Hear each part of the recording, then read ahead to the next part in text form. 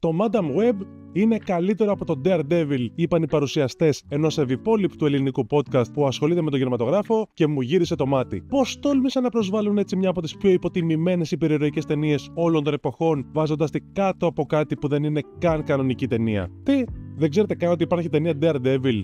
Θεά μου, παιδιά. Ελπίζω όσοι γνωρίζετε να είστε στο δικό μου στρατόπεδο, γιατί αλλιώς θα αποδοθεί δικαιοσύνη.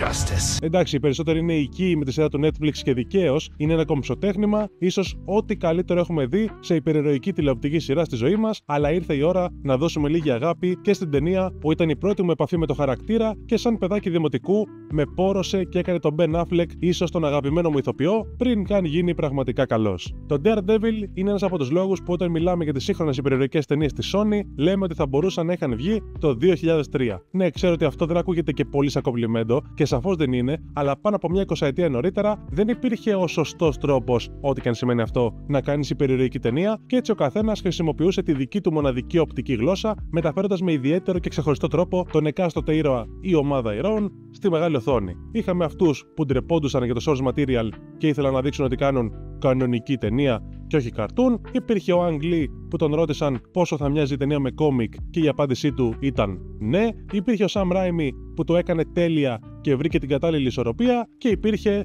και ο Mark Steven Johnson. Ένας άνθρωπος που αν δεν έχετε ακούσει ποτέ το όνομά του, δεν σας αδικώ. Δουλεύει σπάνια, έχει μόλις 8 ταινίες στο βιογραφικό του, εκ των οποίων οι 2 είναι υπερηρωικές της δεκαετίας του 2000.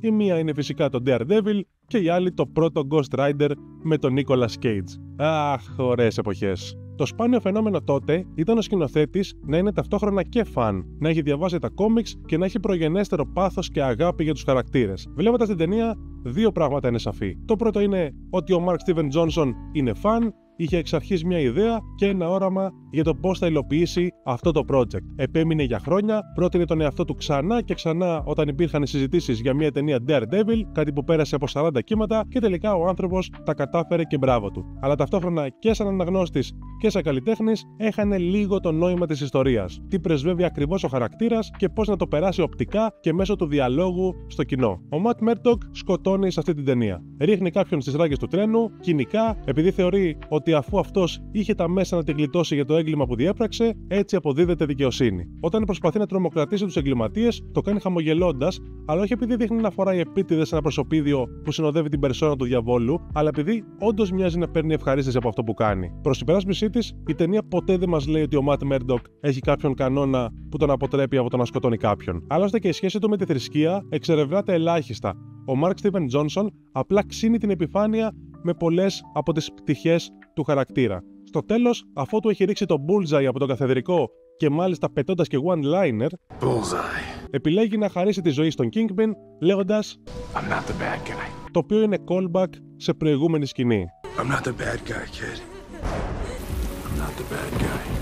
Καταλάβαινα απόλυτα τι θέλει να μας περάσει ο σκηνοθέτης και σεναριογράφος, αλλά ο τρόπος του ήταν ξεκάθαρα προβληματικός. Το Daredevil είναι ολοφάνερα ένα passion project ενός ανθρώπου που ήξερε ότι είχε μόνο μία ευκαιρία να το κάνει και ήθελε να βάλει όσα περισσότερα πράγματα από το lore μπορούσε. Όχι να τα εξερευνήσει σε βάθος, τα περισσότερα απλά να τα βάλει. Έχουμε flashback με το πόσο Matt είχε το ατύχημα και απέκτησε τις δυνάμεις του, τη σχέση με τον πατέρα του, τη δουλειά του ως δικηγόρος, ένα ηχητικό μήνυμα από τη Heather Glenn, τον Foggy, την Karen, τον Ben Urich, την Electra, το θάνατο της Electras, τον Bullseye, τον Kingpin. Ντράπηκε να βάλει τον Stick για κάποιο λόγο και τον είδαμε στη solo ταινία της Electras το 2005 που χαράμισε τον σπουδαίο Terence Stamp. Κρίμα.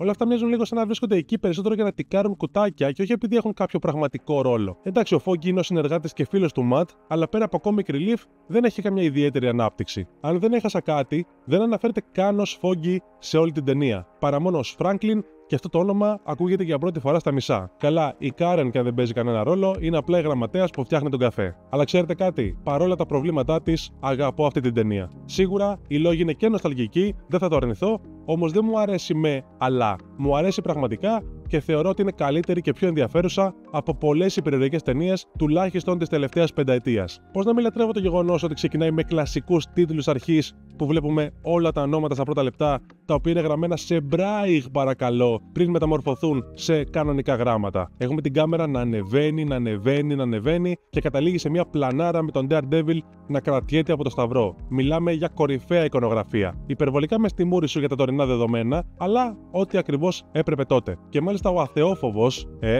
είδατε τι έκανα εκεί, ο αθεόφοβος ο Mark Steven Johnson επέλεξε να αρχίσει δείχνοντας αυτή την εικόνα, αλλά η σκηνή χρονικά είναι στην τρίτη πράξη. Έτσι, ρούφα και μη γραμμική αφήγηση. Επίσης, εννοείται ότι έχει περιεργή ταινία με τον Ben Affleck, οπότε δεν γίνεται να μην εκμεταλλευτείς τη φωνάρα του και να χάσεις την ευκαιρία για voice-over.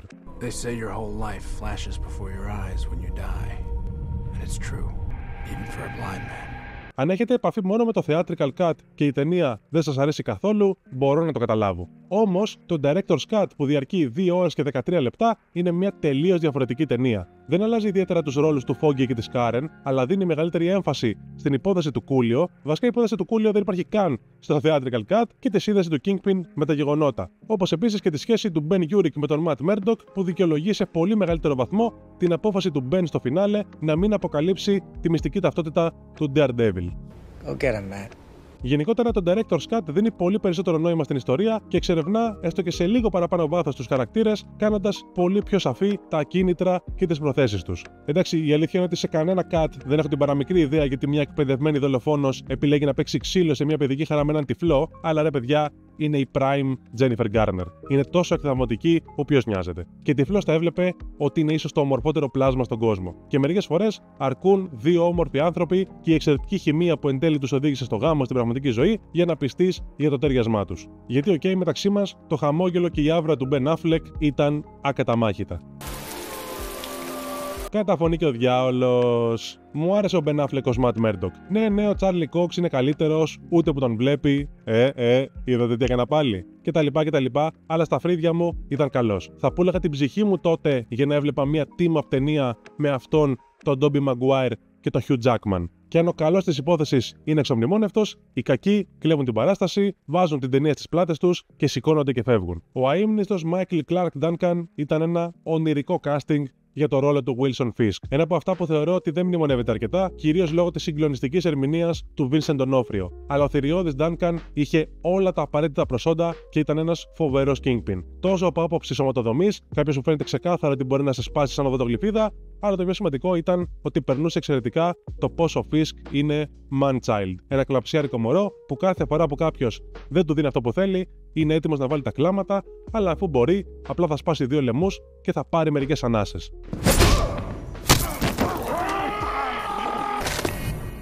Μπορεί τώρα να τον λατρεύουμε όλοι ως πιγκουίνο στο The Batman και στο Penguin, αλλά 2 δεκαετίες νωρίτερα ο Colin Farrell δοκίμασε την τύχη του σε υπερηρωική ταινία και είναι ό,τι πιο ξεκαρδιστικό έχω δει ποτέ. Αν δεν έχετε δει τη συγκεκριμένη εκδοχή του Bullseye, δεν ξέρετε τι χάνετε. Ο τύπος το ζει μόνος του στις κυλιόμενες σκάλες του αεροδρομίου, σαν να είναι στον Τιτανικό, φοράει ακουστικά και μία γιαγιά του τα έχει κάνει τσουρέκια και αυτός τη σκοτώνει με ένα φιστίκι.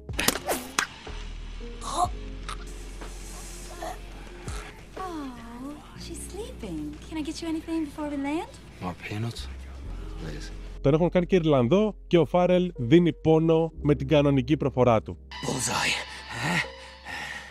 Λατρεύω την κάπως καρτουνίστικη απεικόνιση και την έως και υπερβολική θα πω δραματοποίηση. Ο φωτισμός είναι δυναμικός, η ταινία έχει ζωντάνια, έχει δική της ταυτότητα και όποτε αυτό είναι εφικτό, η εικονογραφία έχει δημιουργικότητα που θαυμάζω αφάνταστα. Μπορεί κάποιος να πει τον Daredevil κακογραμμένο, μπορεί να το πει γελίο, αλλά δεν δέχομαι να το χαρακτηρίσει αδιάφορο και ανέμπνευστο. Η απεικόνιση της οπτικής του Matt έχει τρομερό ενδιαφέρον. Στη σειρά του Netflix, ο Matt του Charlie Cox εξηγεί ότι ο τρόπος που βλέπει είναι λες και ο κόσμος γύρω του φλέγεται. Αυτός του Ben Affleck δίνει μια διαφορετική αλλά εξίσου ιδιαίτερη εξήγηση για το πώς μπορεί να δει. When it rains, it's like there's a rooftop on the world. Each raindrop makes a sound the first time it falls on a surface.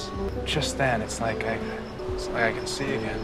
Φαντάζομαι θεωρείτε δεδομένο ότι δεν θα μπω στην οποιαδήποτε διαδικασία σύγκρισης με τη σειρά και εν μέρει θα έχετε δίκιο. Δεν υπάρχει ούτε ένα πράγμα που η ταινία κάνει καλύτερα και δεν πειράζει. Γιατί η σειρά είναι ένα ανυπέρβλητο αριστούργημα. Αλλά πώς θα σας ακουγόταν αν έλεγα ότι έχω μια προσωπική προτίμηση? Σίγουρα στο γράψιμο και την ανάπτυξη μιλάμε για τη μέρα με τη νύχτα. Αλλά ποτέ δεν τρελάθηκα με την ηλέκτρα της Elodie Young. Ενώ η Jennifer Garner, ω Θεέ μου, η Jennifer Garner στο Daredevil. Το είπα και προηγουμένως, αλλά είναι τόσο εκθαμβωτική και αγαπώ γενικότερα την Jennifer Garner. Ναι, ξέρω, η εξωτερική της εμφάνιση ίσως δεν είναι το πιο ισχυρό επιχείρημα, αλλά πολύ που με νοιάζει. Στον έρωτα δεν υπάρχει λογική. Επίσης, αυτή η ηλέκτρα είναι Ελληνίδα όπως τα κόμιξ και αν και χαίστηκα για την πιστότητα, όσο να είναι, τον ακούς την αγαπημένη μας λέξη από τα κύλη της Jennifer Garner.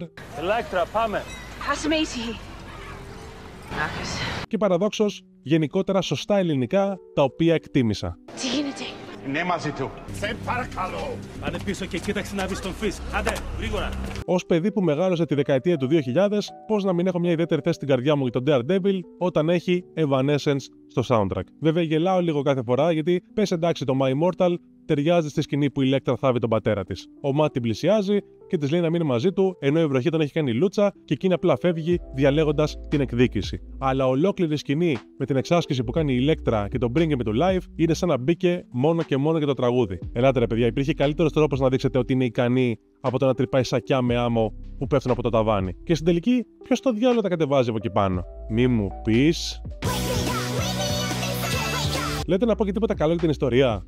Νομίζω πρέπει. Αν και είναι κάτι που λέγεται με exposition, μου άρεσε το κομμάτι στο flashback που ο Ματ εξηγεί ότι εκείνος και ο πατέρας του έκαναν μια ουσιαστικά σιωπηλή συμφωνία να παλεύουν και να μην τα παρατούν ποτέ. Ένας ξοφλημένος μεσήλικας που προσπαθεί να είναι άξιος πατέρας για το γιο που τον έχει ανάγκη πιο πολύ από ποτέ, και ο γιος που προσπαθεί να προσαρμοστεί σε μια νέα πραγματικότητα και να κάνει περήφανο τον πατέρα του, τον οποίο αγαπά ανιδιοτελώς. Πάντα με έπιανε συναισθηματικά ο θάνατος του Jack. Και να δώσω για πιο σοβαρό λόγο αυτή τη φορά τα εύσημα σε κάτι συγκριτικά με τη σειρά, αλλά ενώ εκεί ο Ματ φώναζε Daddy, Daddy και τίποτα άλλο, εκτίμησα τον τρόπο που έδειξαν την αντίδρασή του. Μου αρέσει που βλέπουμε μικρά καθημερινά πράγματα, όπως το πώς ένας τυφλός διπλώνει διαφορετικά τα χαρτονομίσματά του για να ξεχωρίζει ποιο είναι ποιο. Το ότι έχει κρεμασμένα τα γάντια του πατέρα του σε ένα σημείο του σπιτιού από το οποίο περνάει κάθε φορά που μπαίνει μέσα και τα αγγίζει σαν ιεροτελεστία. Λατρεύω το γεγονός ότι ο Ματ έχει μια μπανιέρα η οποία κλείνει και μπαίνει μέσα όχι τόσο για να χαλαρώνει και να αναρώνει, αλλά για να ηρεμεί το κεφάλι του, και όχι όπως το λέμε εμείς στην καθημερινότητά μας. Ο Ματ έχει ανάγκη να αποκόπτεται από οτιδήποτε μπορεί να συμβαίνει γύρω του, αλλιώς δεν θα ηρεμεί ποτέ, δεν θα μπορεί να κοιμηθεί. Η μπανιέρα είναι σαν ένα αναγκαίο κακό για να μην τρελαθεί. Πραγματικά φανταστική λεπτομέρεια. Παρόλο που η ταινία κάνει τον Foggy να φαίνεται καλόκαρδος μεν, αλλά λίγο πιο κοινικός δε, αυτό συμβαίνει ώστε να αναδειχθεί ο χαρακτήρας του Matt Murdock και η ανιδιοτελής αφοσίωση και πίστη του στη δικαιοσύνη, είτε μέσω του συστήματος, είτε μέσω του διαβόλου. Ο Matt και ο Foggy σώζουν τη ζωή ενός αφιλή μικροκακοποιού, ο οποίος όμως είναι αθώος. Ο Foggy κερδίζει την ευγνωμοσύνη του Κούλιο, αλλά ο Matt είναι ο αφανής ήρωας, μια θυσία που είναι απόλυτα διατεθειμένος να κάνει.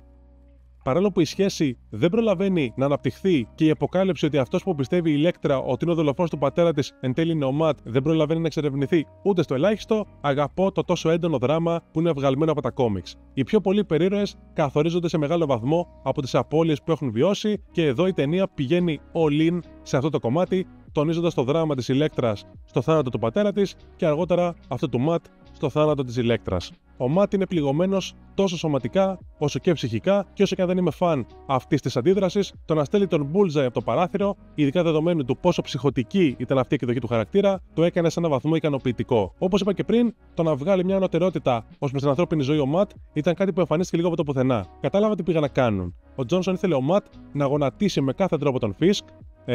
Καλά, δεν όρισε τ' άλλο σε αυτό το βίντεο. Αφού τον νίκησε σε μάχη σώμα με σώμα, ως τη μεγαλύτερη απειλή που συνάντησε ποτέ και δεδομένου ότι ο Fisk είχε τη δύναμη να βγει από την φυλακή άμεσα, ο Ματ προτίμησε να δείξει ανθρωπιά και ανωτερότητα, χαρίζοντας τη ζωή του ανθρώπου που σκότωσε τον πατέρα του και έβαλε στόχο να τον νικήσει μια για πάντα κάποια στιγμή στο μέλλον. Εντάξει. Πόντι για την πρόθεση. Όσα αρνητικά και αν έχει τον Daredevil, τα θετικά είναι περισσότερα και ακόμα και στα περισσότερα ασφάλματα της ταινίας υπήρχαν καλές προθέσεις από πίσω. Το Daredevil έχει καρδιά, έχει ψυχή και υπήρχε και από πίσω ένας άνθρωπος που αγαπούσε αγνά το χαρακτήρα και ήθελε να τον δικαιώσει.